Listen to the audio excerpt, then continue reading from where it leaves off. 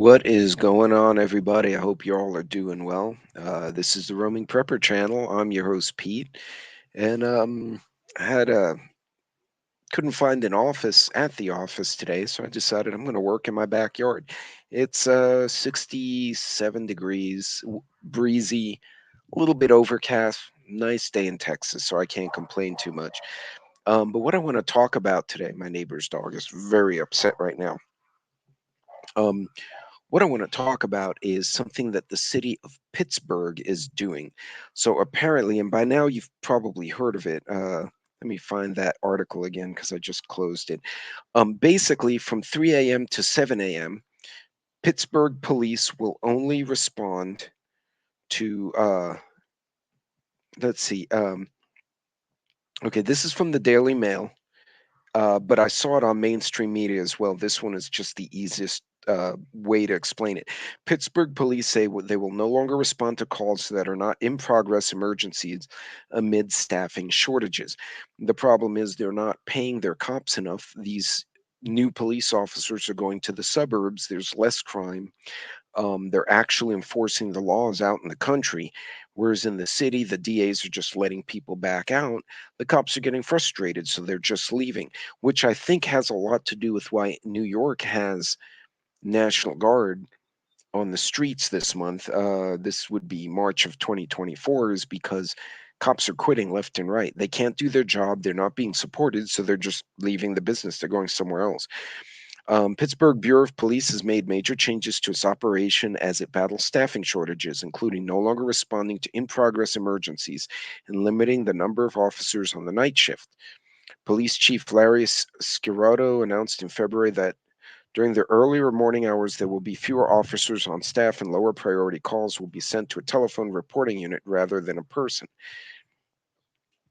The chief said the changes need to be made so his 740 officers can more efficiently serve the community. Now, for comparison, NYPD is 30,000 police officers, last I checked, 35,000. So, according to WPXI, which is a local Pittsburgh news, which you can check out, calls for theft, harassment, criminal mischief, and burglary alarms will all be handled by the telephone reporting unit. Um, in any case, uh, yeah, essentially, this is uh, this is their solution to managing a lack of staffing instead of paying cops more or actually maybe enforcing laws. Now, for the record, Pittsburgh is actually leans quite red as far as its politics. You know, concealed carry licenses are very legal, high capacity mags, AR-15s, the whole nine yards. So basically, he said in the early morning hours is when there are the lowest amount of calls from 3 to 7 a.m. Police stations will not even have an officer at the desk. Um, Basically, they're going to turn the police off between 3 and 7 a.m. Now, I don't know about you guys, but most bars close at 2 in Texas, and I think it's the same in Pennsylvania. So basically an hour after all the drunks go home, there'll be very few cops. They're saying there would be roughly 20 cops in the city of Pittsburgh on duty at night because they don't have staffing, they don't have funding. This makes absolutely no sense. We're already setting the precedent that people can commit large misdemeanors and low end felonies with no consequence, no cash bail. Um, Now we're to the point where we're simply allowing cops not to be present. And how do you think that's going to manage? So basically, if it's not an ongoing emergency, i.e., someone is actively chasing you, trying to murder, rape, or burn you or kill you, they're not going to show up. So, what happens with people committing arson? What happens with committing mischief? What's going to happen is the citizens are going to start reacting on their own. People are going to take matters into their own hands. And then, of course, they're probably going to arrest the citizen instead of the person who broke into their yard and kicked in their back door at 2 a.m. Um, this just makes no sense. We've literally created an environment where crime can thrive. But if you look at what's happening in Haiti right now with this, it's not even a civil war anymore because civil war implies there are actually sides. It's the government and five different gangs, and this is just a free for all. Um, at the end of the day, it's us.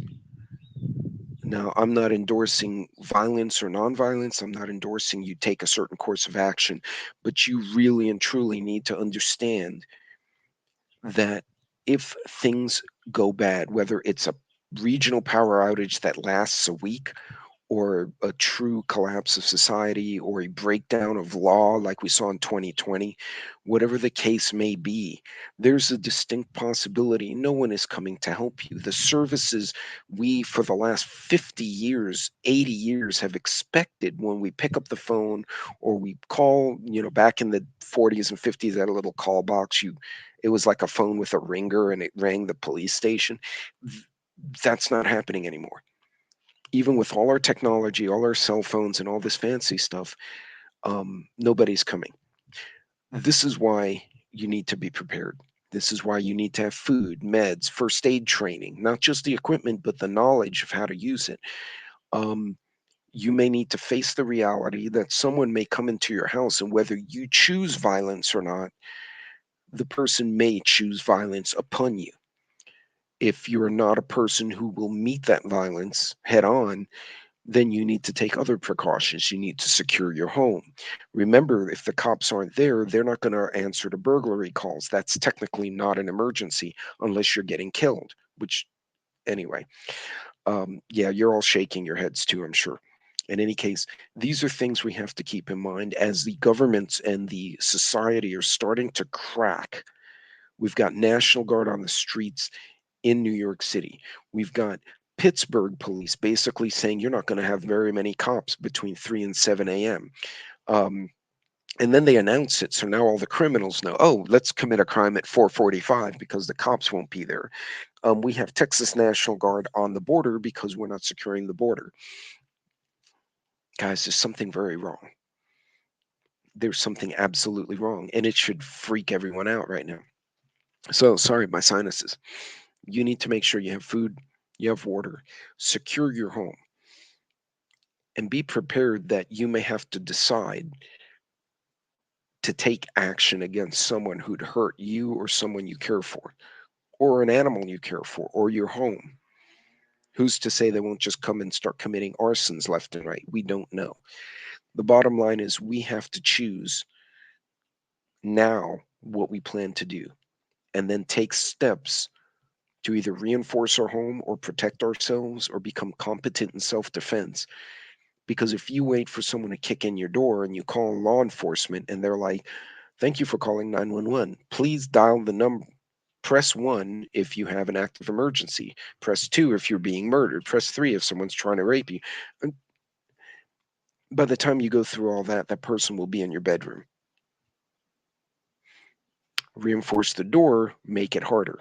Reinforce the windows, get yourself a dog. If you can take tactical and combative training, do that. This is why you prep. We're seeing it in real time. Most people don't want to hear it because they can't handle that reality, but it is what it is. So, ladies and gentlemen, pay attention to this kind of stuff. Okay. This is where the rubber meets the road as far as preparedness.